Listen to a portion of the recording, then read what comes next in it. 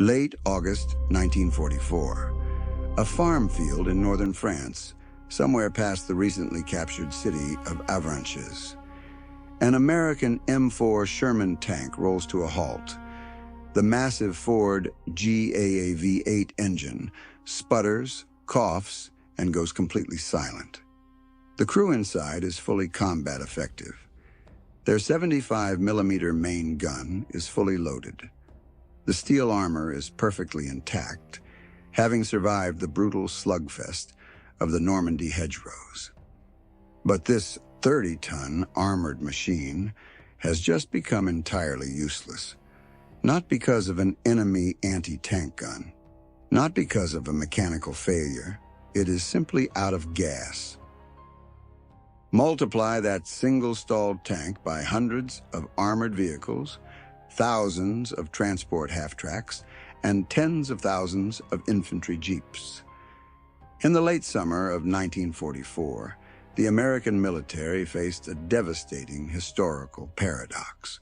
The breathtaking speed of the Allied breakout threatened to trigger a complete strategic collapse. The advancing armies had completely outrun their supply lines. While frontline combat units were dismantling German divisions at an unprecedented rate, General George S. Patton's armored spearheads suddenly found their fuel tanks running dry. This logistical failure was turning victorious tank battalions into multi-ton steel paperweights deep in hostile territory. If you want to understand how massive, mechanized wars are actually won, and how easily they can be lost, subscribe to continue uncovering these declassified historical deep dives with us. Because the real story of the Allied victory in Europe is not just about brilliant battlefield tactics. It is about an absolute logistical nightmare that nearly cost them the entire campaign. To grasp the sheer scale of this crisis, we have to look at the immediate aftermath of Operation Cobra. In late July 1944, American forces finally shattered the German defensive lines around the town of Saint-Lô. For roughly 7 weeks prior to this, the Allies had been bogged down in the dense, ancient hedgerows of Normandy, measuring their progress in mere yards. Then, the dam broke. Patton's newly activated Third Army poured through the gap. The mechanized cavalry fanned out across the French countryside in 3 directions. They pushed into Brittany to the west, toward the Seine River to the east, and down to the Loire River to the south. The speed of the advance shocked everyone, including the Allied Supreme Command. Tank columns were suddenly covering 30, 40, sometimes even 50 miles in a single day. The German occupying forces were in a rapid retreat. From the perspective of the combat commanders, it looked like the war might genuinely be over before the winter snows arrived. But operational speed carries a severe mathematical cost. An armored division in 1944 was a mechanical beast with an insatiable appetite. It required approximately 350,000 pounds of supplies every single day just to maintain basic combat capability. Military logisticians categorize these requirements into classes. Class 1 is food and water, Class 5 is ammunition.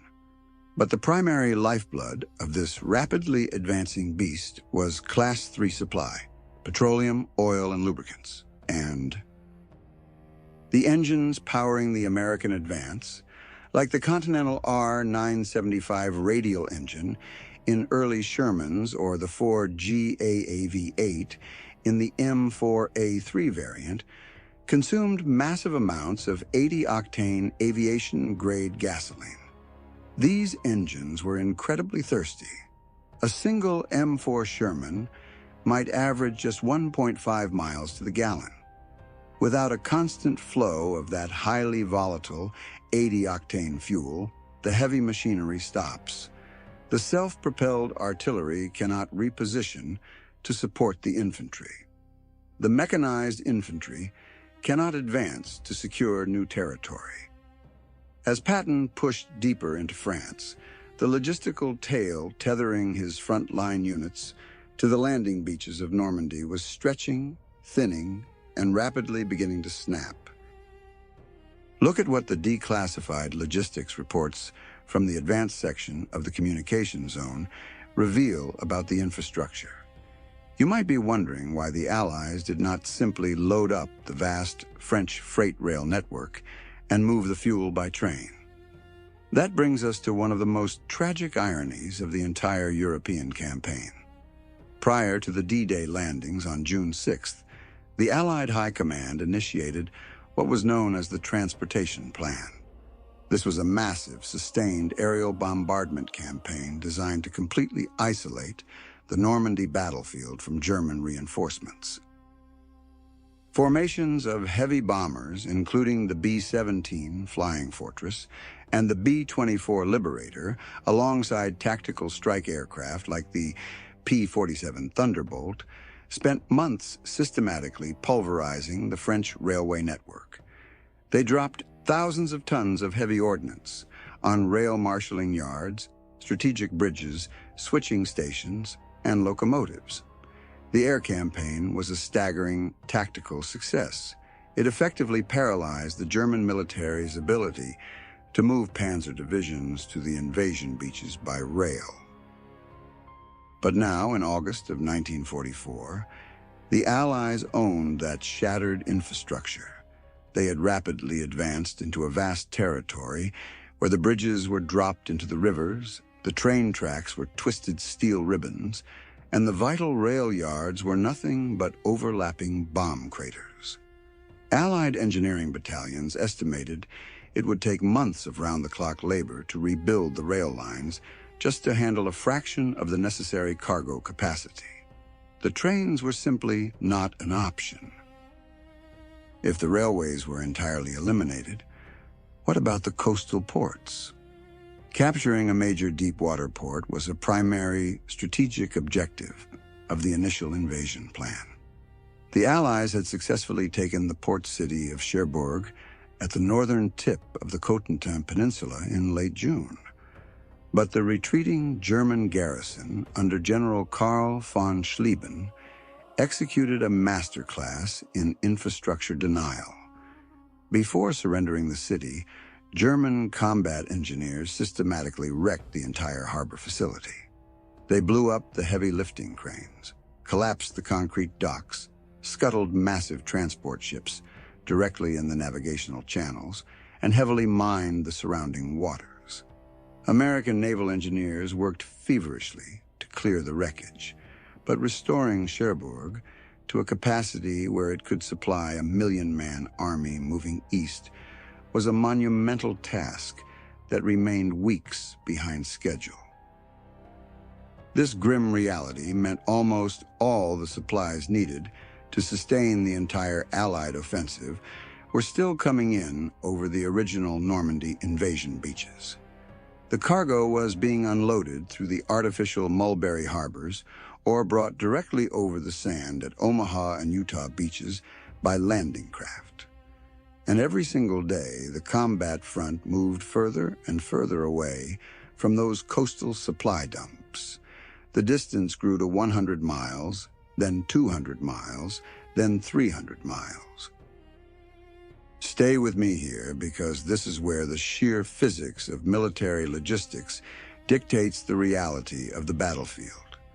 You have hundreds of thousands of tons of 80-octane gasoline, artillery shells, and combat rations sitting in massive, sprawling supply dumps near the French coast. You have combat units 300 miles away desperately needing those exact supplies to maintain pressure on a retreating enemy. To make matters worse, there were no overland pipelines yet. The fuel had to be transported in 5-gallon steel containers known as jerry cans. The physical labor required to fill, load, transport, unload, and pour millions of 5-gallon cans is difficult to even comprehend. If you cannot use trains and you cannot use forward deep-water ports, you are left with exactly one option to bridge the gap: trucks. But standard military trucking operations were never designed to bridge a 300-mile gap on a permanent basis. Pre-war United States Army doctrine assumed that cargo trucks would simply shuttle supplies from a functioning forward railhead to the front lines over relatively short distances of 20 to 30 miles. Now, the logisticians responsible for feeding this mechanical beast had to entirely rewrite their operational manuals on the fly. They were staring at a mathematical equation of pure logistical terror. Think about what this meant for the commanders on the ground. The American High Command realized that their unprecedented tactical victory was pushing them directly into a massive strategic vulnerability. Patton's tanks were running dry. Entire armored columns were pulling off to the side of French country roads, shutting off their engines and waiting in silence. A mechanized army without fuel is severely compromised. And while the German military had suffered heavy tactical losses during the chaotic retreat from Normandy, they were not entirely neutralized. They were falling back toward their own borders, intentionally shortening their own supply lines and gathering their remaining armored reserves behind the formidable concrete defenses of the Siegfried Line. If the American spearheads remained stalled, paralyzed by empty fuel tanks and dwindling ammunition reserves, the enemy would have the time they desperately needed to regroup. A stalled advance would give the German military a crucial window to launch a massive, mechanized counterstroke against the overextended and unsupplied American positions. The stakes could not have been higher. The momentum of the entire Western Front was bleeding out, not from direct enemy fire, but from the simple, unbreakable friction of distance and fuel consumption. The Supreme Allied Command had to act, and they had to act immediately. They needed to instantly manifest a supply chain capable of moving thousands of tons of material across a broken continent every single day. They needed a logistical bridge that defied conventional military engineering, bypassed the destroyed rail infrastructure entirely, and fundamentally ignored the written rules of motor transport. And they had to build it before a German counteroffensive annihilated the stranded American forces.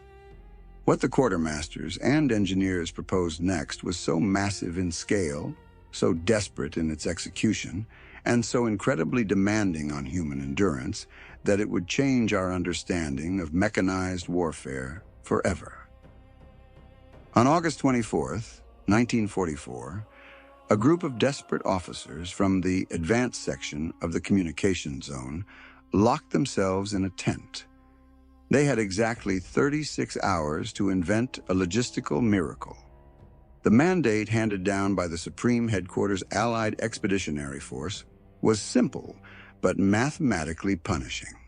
They needed to immediately move 82,000 tons of supplies from the coastal depots to the front lines, and they had to do it using a motorized transport fleet that was never originally designed for long-haul strategic freight. Look at what the declassified planning documents from that frantic session reveal. The logisticians concluded that standard convoy procedures were useless. Sending individual truck companies down the congested, ruined French road network would only result in total gridlock.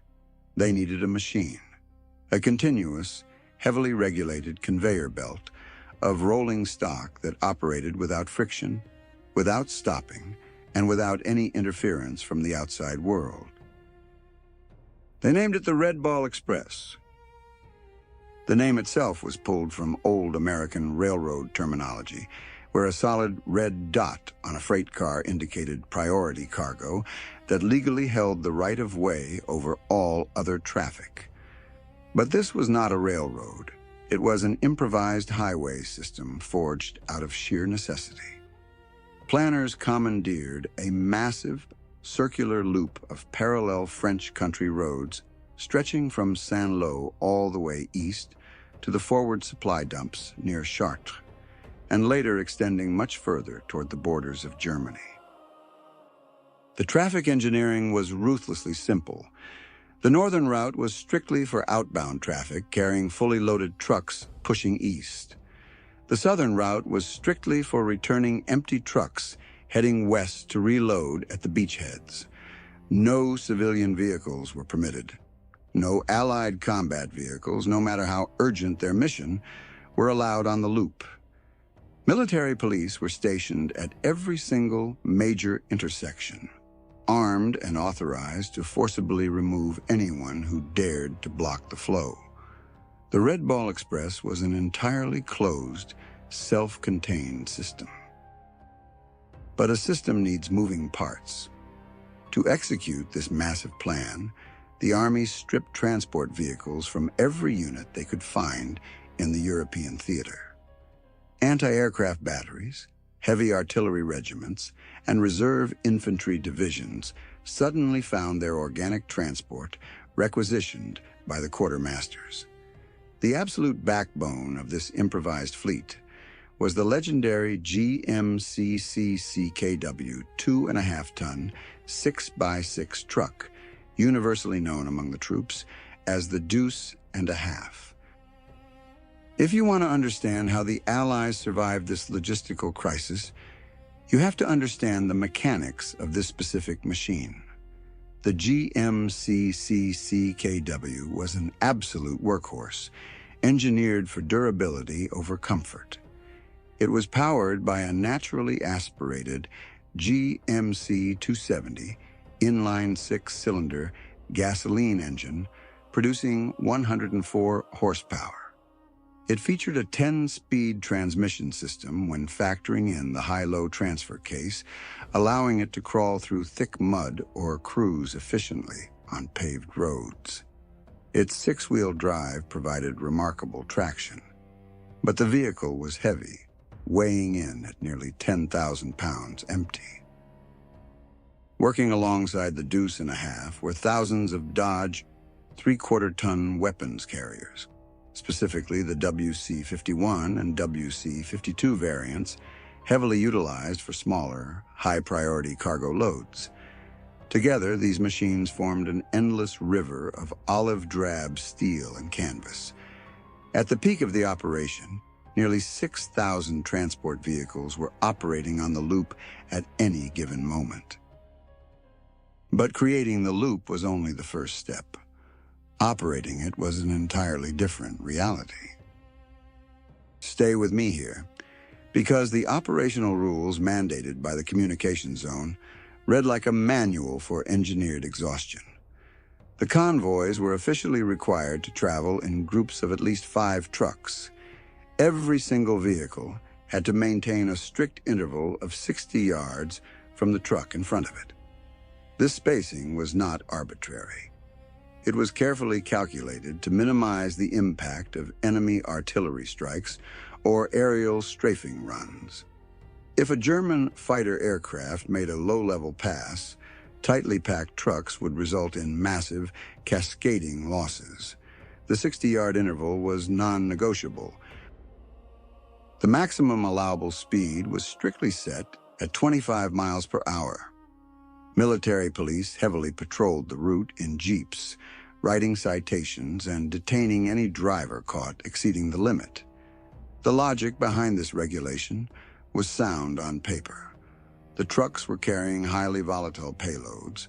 The roads were badly degraded, filled with hastily patched bomb craters, sharp detours, and jagged debris. Running heavily loaded, high center of gravity trucks at high speeds would quickly destroy the leaf spring suspensions, shred the rubber tires, and inevitably cause fatal rollover accidents. But the most demanding requirement was that the Red Ball Express operated 24 hours a day, 7 days a week. Driving during daylight was physically punishing, but driving at night introduced an entirely new layer of psychological strain.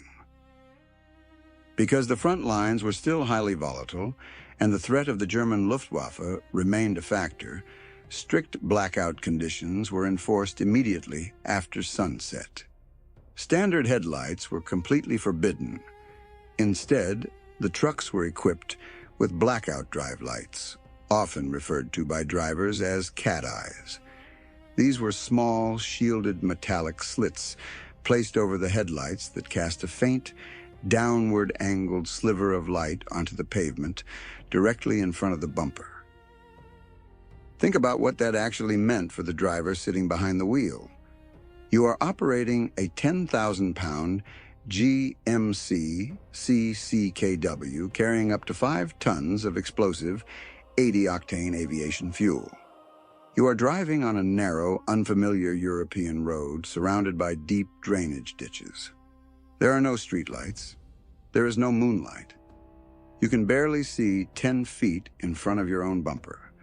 Your only point of reference in the suffocating darkness is the faint red glow of the blackout tail marker on the truck 60 yards ahead of you.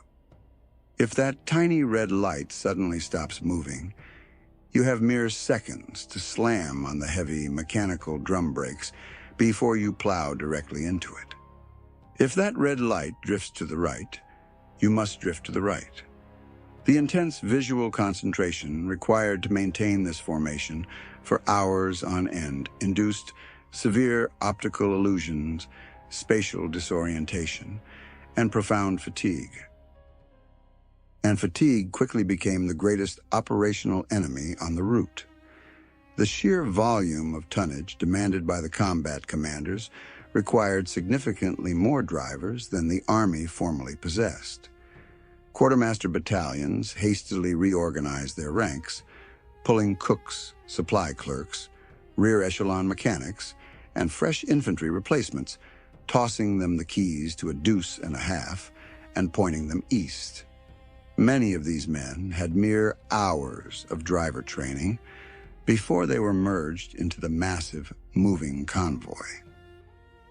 As the first weeks of the Red Ball Express unfolded, the mechanical toll became staggering. Vehicles that were originally designed to receive regular, preventative maintenance at dedicated motor pools were now running endlessly. Declassified maintenance logs from September 1944 paint a grim picture of heavy degradation. Engines were running constantly, vibrating their mounts loose and burning through massive quantities of oil. Brake linings were wearing down to the bare metal rivets. The most critical failure point, however, was the rubber. The dual rear wheels of the 6x6 trucks were continuously grinding against sharp stones, ruined asphalt, and shrapnel-littered dirt roads. Tire blowouts became an hourly occurrence. Ordnance detachments were stationed at intervals along the route, functioning like desperate automotive pit crews. When a truck broke down, standard procedure dictated that the driver must immediately pull it off the pavement to keep the vital lane clear. If it could not be fixed on the spot with hand tools, the cargo was immediately transferred to another vehicle, and the broken truck was either towed to an ordnance park or aggressively cannibalized for spare parts right on the side of the road to keep other trucks running. This was the core paradox of the entire operation. The High Command had engineered a brilliant conceptual solution to the fuel crisis, but the physical reality of the highway was vicious. They were essentially burning through heavy machinery and human endurance just to keep the combat units alive. And as the armored spearheads continued to push further east toward the German border, the Red Ball route had to stretch with them, compounding every single logistical stress point.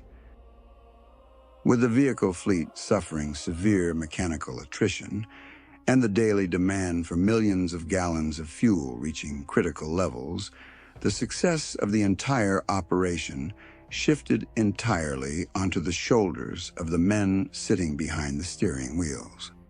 The logisticians had built the machine, but it was up to a very specific, severely overlooked group of soldiers to push that hardware far beyond its engineered limits.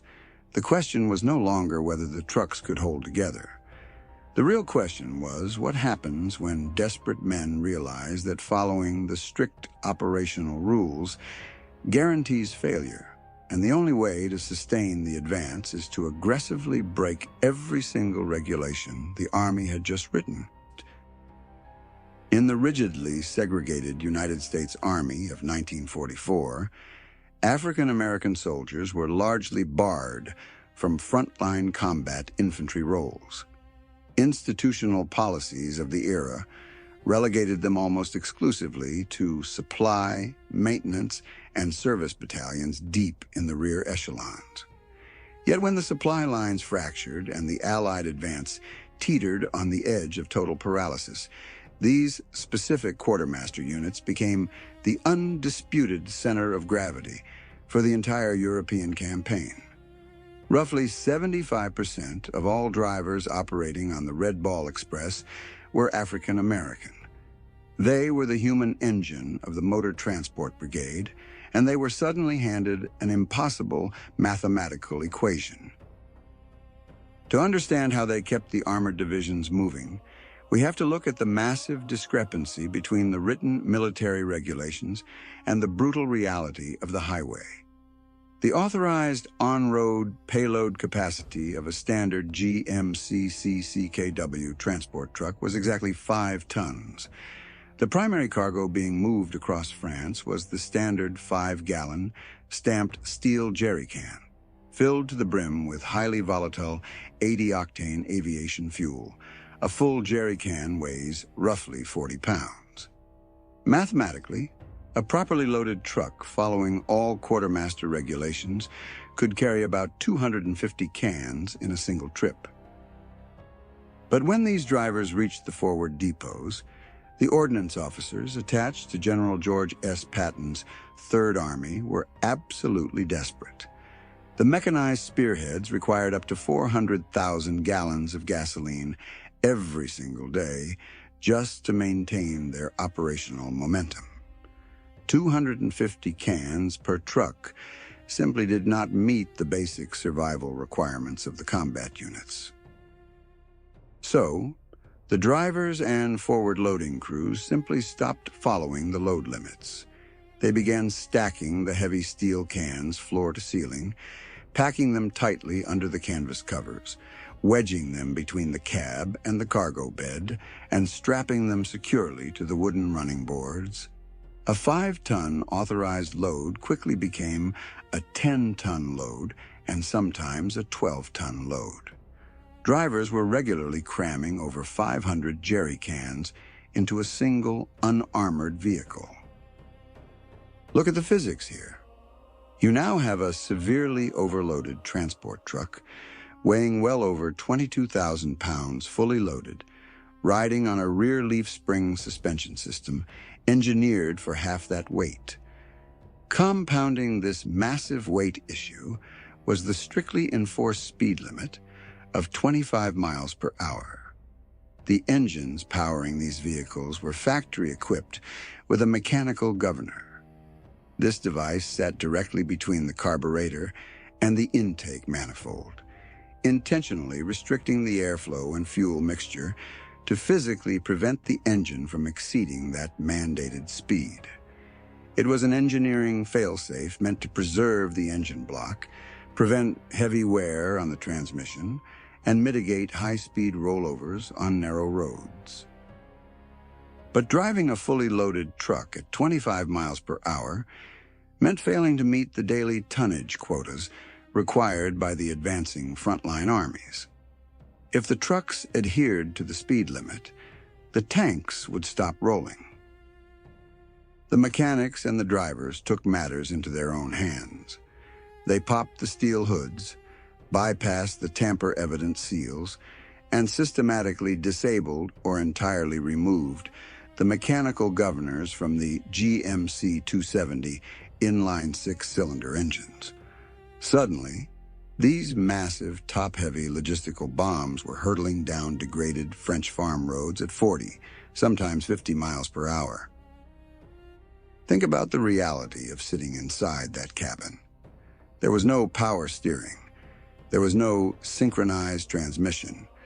Shifting gears required the driver to perfectly double-clutch the heavy steel pedals just to avoid grinding the massive gears into metal shavings. The braking system relied entirely on mechanical drums, which were highly prone to severe thermal fade when attempting to stop over 20,000 pounds of rolling momentum from 50 miles per hour. The stamped steel jerry cans constantly rubbed against one another, frequently splitting at the welded seams and leaking volatile 80-octane fuel directly onto the wooden floorboards. The drivers were executing this highly dangerous driving profile in a state of profound physical and psychological exhaustion. Operational records show men driving for 36 to 48 hours consecutively without a designated rest period. They operated in pairs. While one man wrestled the heavy steering wheel and navigated the cratered roads, his co-driver attempted to sleep in the back, directly on top of shifting, leaking steel cans of aviation fuel. To maintain forward momentum without stopping the convoy, drivers mastered the incredibly dangerous practice of swapping seats while the vehicle was still moving down the highway. The relentless mechanical vibrations, the overwhelming fumes from leaking gasoline, and the hypnotic drone of the large rubber tires created severe psychological strain. Drivers experienced vivid, terrifying hallucinations, swerving violently to avoid imaginary obstacles in the dark, only to end up rolling their heavy trucks into the deep drainage ditches lining the French countryside. The road itself was unforgiving, but the external threats were equally severe. As the continuous convoys pushed further east toward the contested front lines, they entered highly dangerous airspace. While the Allied air forces held general air superiority across the theater, the remaining elements of the Luftwaffe still executed aggressive, highly effective low-level strafing runs at dawn and dusk. German fighter aircraft, specifically the FW-190 and the Bf-109, would dive out of the low cloud cover, targeting the massive dust plumes kicked up by the endless line of rolling trucks. If a driver was targeted from the air, standard military evasion tactics were entirely useless. Pulling a 12-ton truck off the paved surface often meant hitting a concealed landmine left behind by retreating German combat engineers. Braking suddenly to avoid incoming fire meant the 10,000-pound truck exactly 60 yards behind you would plow directly into your cargo bed. An armor-piercing incendiary round striking a canvas-covered truck packed with 500 leaking jerry cans resulted in an immediate, catastrophic ignition. The losses along the route were heavy, and the operational outcomes for the crews involved in these strikes were frequently fatal. Yet the standing order remained absolute. The convoy could not stop for anything. This brutal operational tempo rapidly destroyed the vehicular fleet. The logistics planners back in Normandy had assumed a standard baseline rate of mechanical failure, but the reality of running overloaded trucks at double the speed limit, 24 hours a day, without any scheduled preventative maintenance, completely shattered those engineering projections. The 6x6 drivetrain was durable, but it was not invincible under these conditions. Transmissions seized from heat and lack of lubrication. Heavy steel axles snapped under the massive torque and excessive cargo weight. The most critical point of failure was the dual rear tire assembly. The French highways were completely littered with sharp artillery shrapnel, twisted structural metal, and jagged stones blown out of the roadbed. Tire blowouts were happening by the hundreds every single day. The dedicated ordnance recovery units were completely overwhelmed by the sheer volume of breakdowns. They could not possibly tow every broken truck back to a centralized rear motor pool. Consequently, the drivers and forward quartermaster mechanics adapted a ruthless system of rapid roadside cannibalization. If a transport truck suffered a catastrophic engine failure or a shattered axle, it was immediately pushed into an adjacent ditch. Within minutes, mechanics would descend on the vehicle and strip it entirely of its usable tires, spark plugs, carburetors, alternators, and fuel pumps. Within hours, a 10,000-pound transport vehicle would be reduced to a bare, skeletal steel chassis, its mechanical organs hastily transplanted into other trucks right there on the shoulder of the highway, just to keep the endless conveyor belt moving. But the greatest threat to the survival of the Red Ball Express was not the mechanical wear, the profound human exhaustion, or the enemy aircraft. It was a terrifying mathematical paradox regarding the physical fuel itself. As the combat front successfully advanced further into enemy territory, the delivery route stretched from 100 miles to 200 miles and eventually approached an unsustainable 400 miles deep into Europe. A fully loaded GMCC-CKW operating at high speeds on badly degraded roads consumed aviation fuel at an alarming rate. Depending on the terrain and the weight of the overload, a driver might only get roughly 3 to 4 miles per gallon.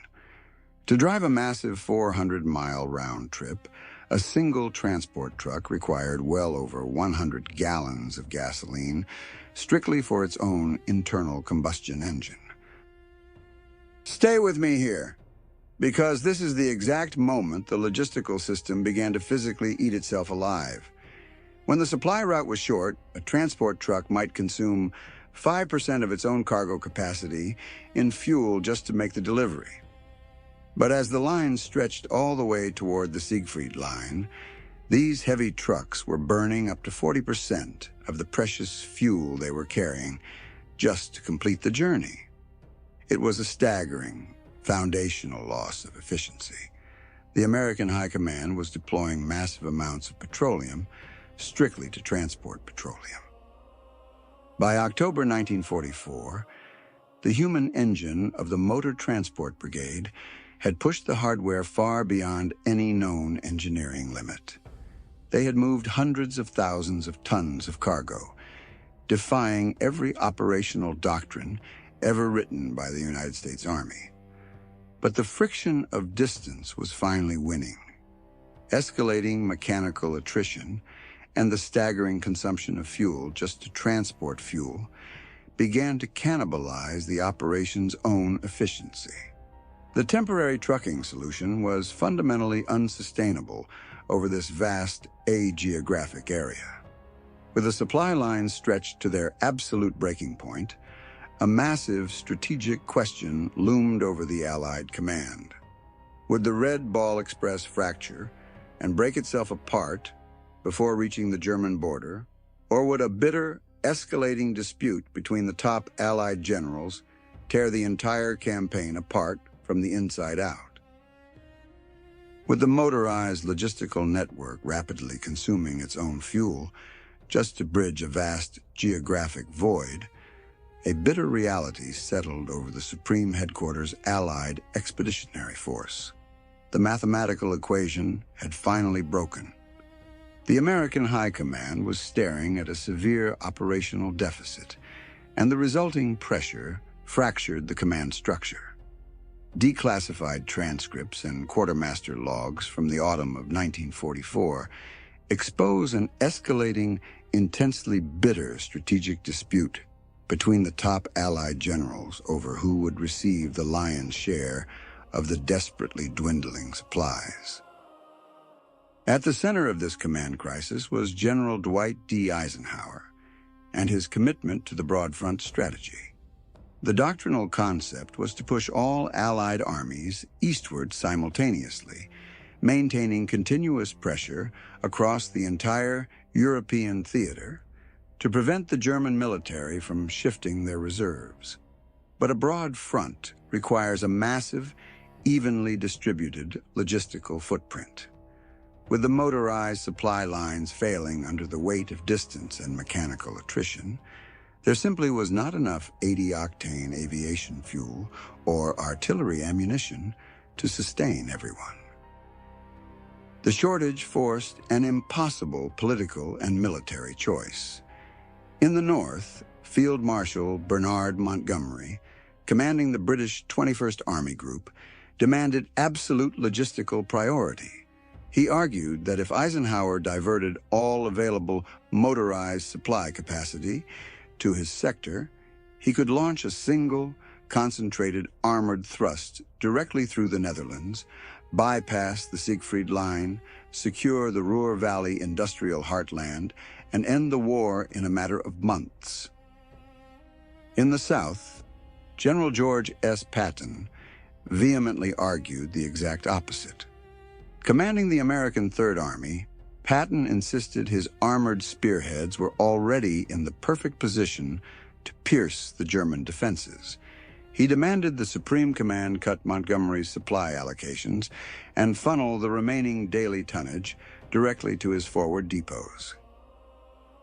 Think about what that decision actually meant for the logisticians on the ground.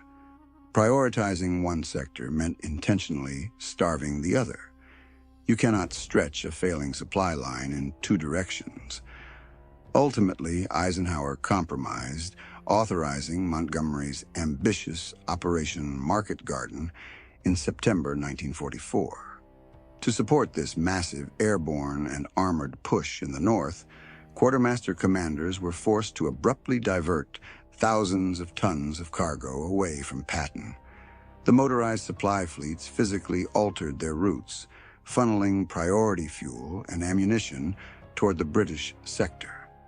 As a direct result, the Southern American armored advance ground to an agonizing halt.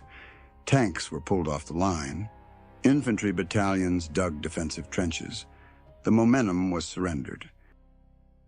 The Quartermaster Corps knew that motorized transport over hundreds of miles was entirely unsustainable, regardless of who received priority.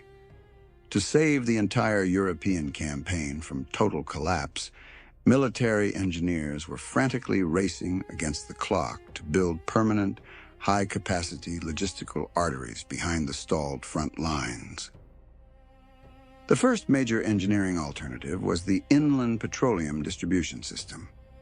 The Allies had successfully initiated Operation Pluto, which stood for pipelines under the ocean, moving fuel from the United Kingdom directly across the English Channel to the captured French coast. But getting the fuel to the beaches was only half the battle. From there, engineer petroleum distribution companies had to manually construct an overland pipeline system right behind the advancing armies. Look at the sheer scale of this engineering challenge. Working in the wake of the motorized convoys, specialized engineering battalions laid hundreds of miles of lightweight 4-inch and 6-inch steel pipe. The pipe came in 20-foot sections, each weighing roughly 90 pounds. Combat engineers had to manually carry, align, and connect these sections using specialized Victaulic couplings, a mechanical joint that provided a leak-proof seal while allowing for slight flexibility over the uneven French terrain. To maintain the necessary hydraulic pressure across varying elevations, engineers constructed heavy pumping stations powered by massive industrial generators at regular intervals along the route. At their absolute peak, these units were laying up to 40 miles of steel pipeline a day. Simultaneously, the United States Army Transportation Corps was executing one of the most complex infrastructure repair operations in military history. To permanently replace the overloaded trucks, they had to resurrect the very same French railway network that Allied heavy bombers had systematically pulverized months earlier. Because the retreating German forces had successfully destroyed or relocated nearly all the European rolling stock, the American military had to import their own trains. Heavy lift transport ships, arrived at the partially cleared coastal ports carrying the S-160 class steam locomotive. This was a massive, specialized military machine featuring a 280 wheel arrangement engineered specifically to operate on Europe's standard gauge tracks. But getting the heavy locomotives onto the continent was useless without intact rails.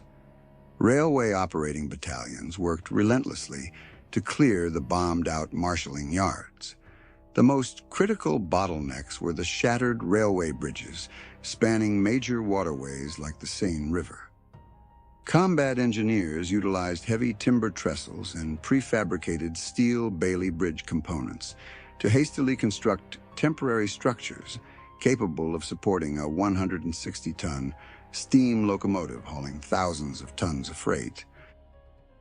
Despite these monumental engineering efforts, laying hundreds of miles of steel pipe and rebuilding a destroyed continental railway network required immense, slow-moving heavy labor. The pipelines and the railheads were advancing, but they remained weeks behind the forward combat units. The sole lifeline tethering the frontline troops to their survival remained the heavily degraded, overextended motorized truck fleets. And then the environment turned against them. As October 1944 arrived, the European weather severely deteriorated. The dry, dusty conditions of the late summer gave way to freezing, relentless autumn rains. The battered French country roads, already chewed to pieces by millions of heavy rubber tires, instantly dissolved into bottomless, muddy quagmires. The 6x6 transport trucks lost their vital traction. The heavy axles sank deep into the mud, forcing exhausted drivers to constantly deploy mechanical winches just to pull each other out of the deep ruts. The friction of the terrain compounded the friction of the distance. Delivery times doubled, then tripled. The total supply tonnage successfully delivered to the forward depots suffered a catastrophic 40% drop. The system was no longer just inefficient. It was failing to meet the minimum baseline requirements for frontline survival. The reality of this logistical starvation rippled directly into the combat trenches. It was no longer just a crisis of 80-octane aviation fuel.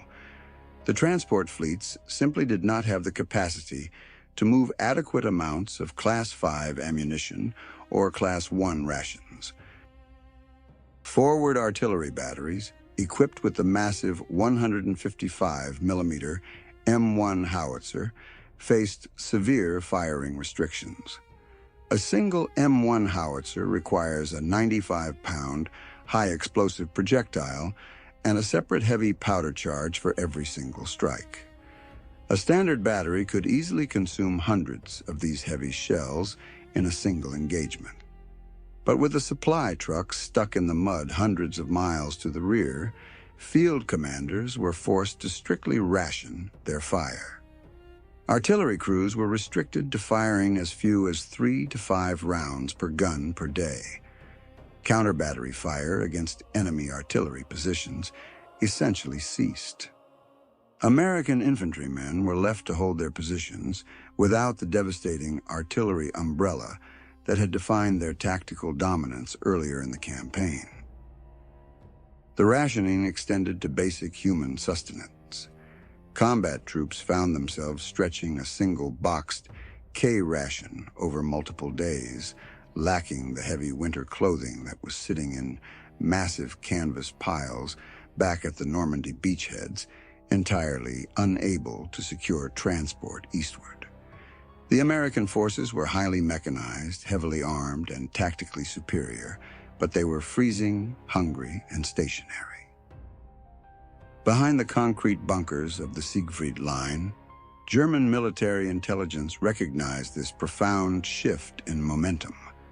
The Allied advance had stalled, and the aerial reconnaissance flights confirmed that the American motorized supply lines were operating at a fraction of their necessary capacity. The broad front was vulnerable. Sensing the tactical paralysis gripping the overextended American sectors, the German High Command initiated a massive, highly classified redeployment of their remaining mechanized forces. Under the cover of the dense autumn fog, which grounded the Allied tactical strike aircraft, they began pooling their surviving heavy armor, including elements of the fearsome Tiger II heavy tank battalions, into the dense, heavily forested Ardennes region.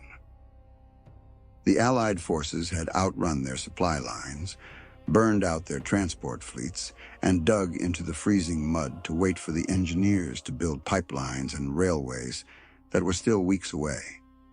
They were completely exposed. As the winter of 1944 approached, the temporary motorized solution was collapsing under the weight of its own operational scale. The stage was set for a massive, mechanized enemy counterstroke. Would the fragmented, unsupplied American front line shatter entirely, leaving thousands of troops cut off in the frozen forests of Belgium? Or could the quartermasters pull off one final, desperate logistical miracle before the entire European campaign was lost? The German buildup in the Ardennes was predicated on the assumption that the American supply lines had permanently fractured. But German military intelligence fundamentally underestimated the sheer physical endurance of the human engine operating behind the Allied lines. When we examine the post-war engineering analyses and declassified logistical debriefs, a highly specific operational timeline emerges. The Quartermaster Corps did not need to sustain the massive, destructive trucking loop forever. They only needed to buy the combat engineers a highly specific window of time to implement permanent infrastructure solutions. That critical window was exactly 81 days. From late August to November the 16th, 1944, the improvised highway system kept the pulse of the American military barely beating. Those 81 days represented the absolute maximum operational limit of the motorized transport fleet. By mid-November, the thousands of GMCC CKW 2.5-ton trucks operating on the route were functionally destroyed by the brutal tempo. The inline six-cylinder engines had lost nearly all compression from continuous high-temperature operation. The heavy mechanical drum brakes were ground down to smooth metal. The suspension systems were permanently flattened by carrying double their authorized payloads, and the critical rubber tires were virtually non-existent across the European theater. But those 81 days were exactly what the Supreme Headquarters Allied Expeditionary Force required. During that specific window, military engineers successfully laid hundreds of miles of overland pipeline and rebuilt enough of the French standard gauge railway network to finally take the extreme burden off the burning truck fleet. But the true strategic salvation came from the north. The Allies captured the Belgian city of Antwerp. Unlike Cherbourg, which required massive, time-consuming reconstruction after being heavily sabotaged by retreating German forces, Antwerp was captured with its heavy lifting cranes, rail terminals, and deep-water docks largely intact. However, there was a massive geographic hurdle. The port sat at the end of the Scheldt estuary, a highly treacherous 80-mile-long waterway leading to the North Sea. The banks of the estuary were heavily fortified with entrenched German coastal batteries and dense underwater minefields.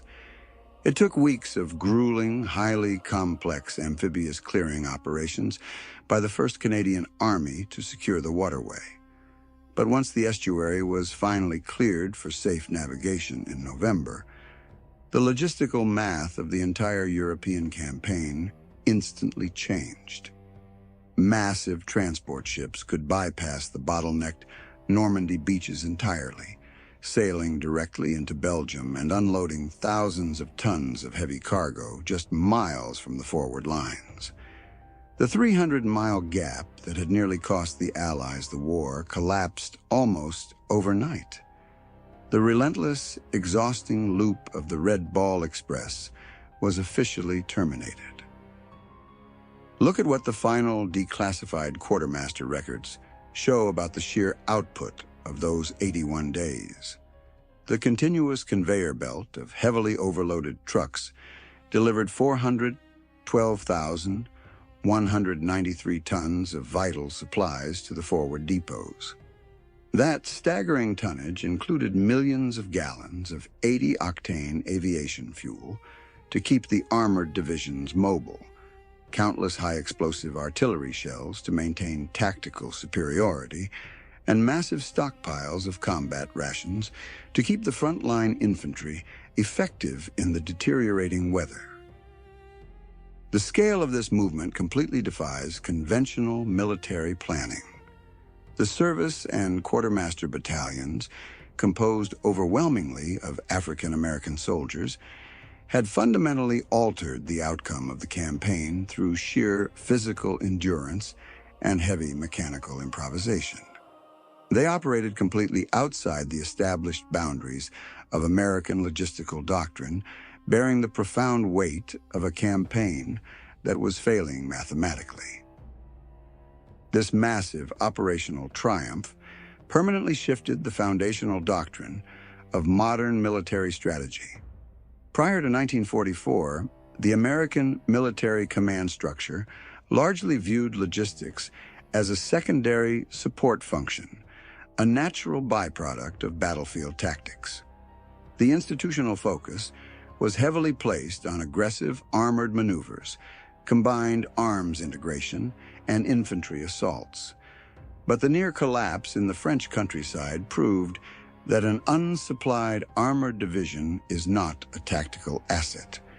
It is a massive vulnerability. Think about what that shift actually meant for the logisticians plotting the advance into Germany. The combat capability of a 30-ton M4 Sherman tank was no longer measured just by the thickness of its frontal steel armor or the penetration metrics of its 75mm main gun. Its effectiveness was dictated entirely by the transatlantic supply chain that fed its engine. The tank was simply the final violent delivery mechanism of an industrial logistical network. Mechanized warfare was no longer just about outmaneuvering the enemy on the map. It was about outsupplying them at an industrial scale. The engine of modern combat runs on raw fuel, vulcanized rubber, and standardized steel containers, and the military apparatus that can move those basic materials the fastest dictates the borders of the continent. Yet, even with this monumental shift in understanding, military historians and defense tacticians still hotly debate the high command decisions made during those critical 81 days. The controversy centers entirely on the broad front strategy, commanded by General Dwight D. Eisenhower.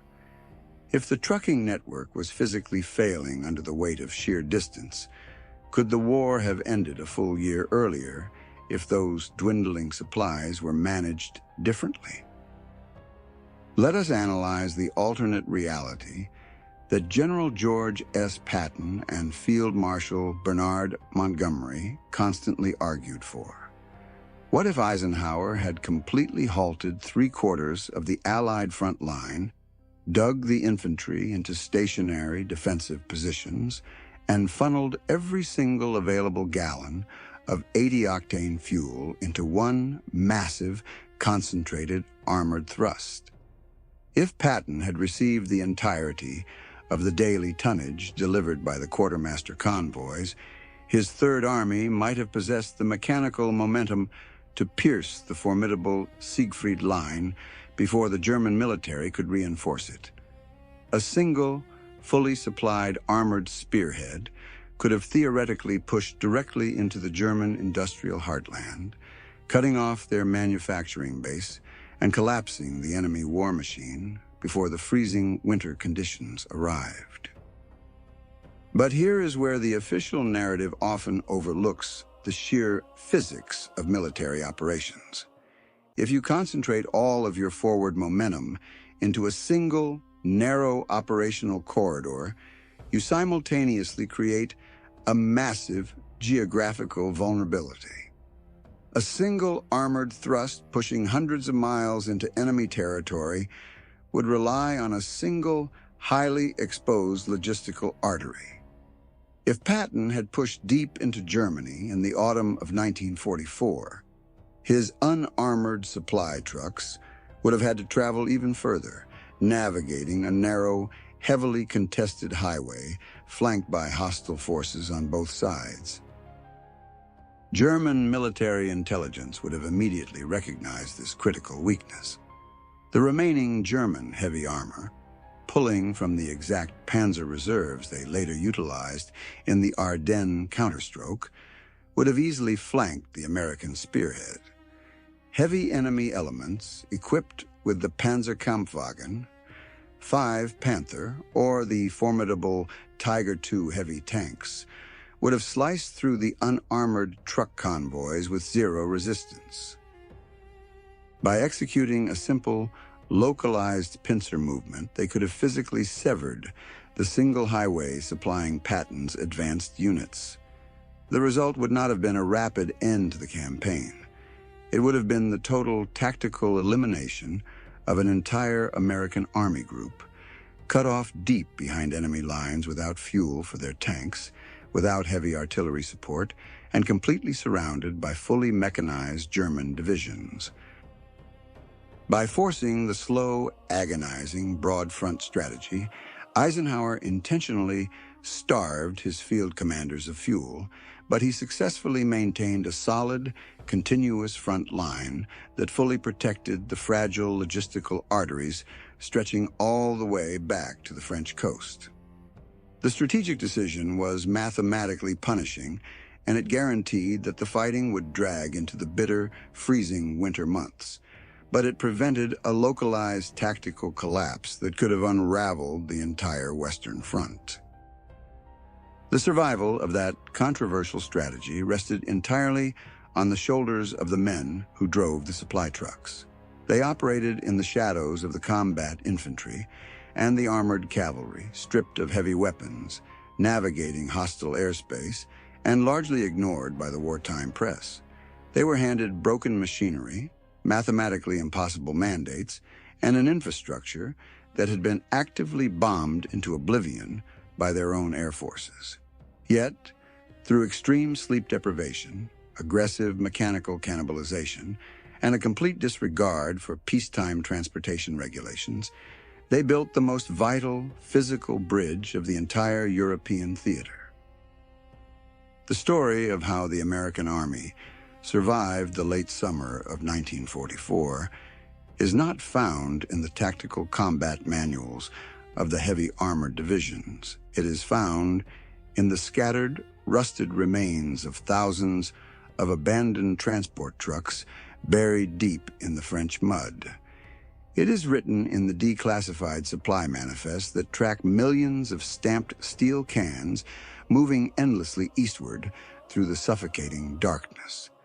When the heavy machinery of war demanded far more than operational engineering could provide, the unsung heroes of the Quartermaster Corps simply forced the gears to turn anyway, proving definitively that while brilliant tactics win individual battles, relentless, unbreakable logistics ultimately win wars.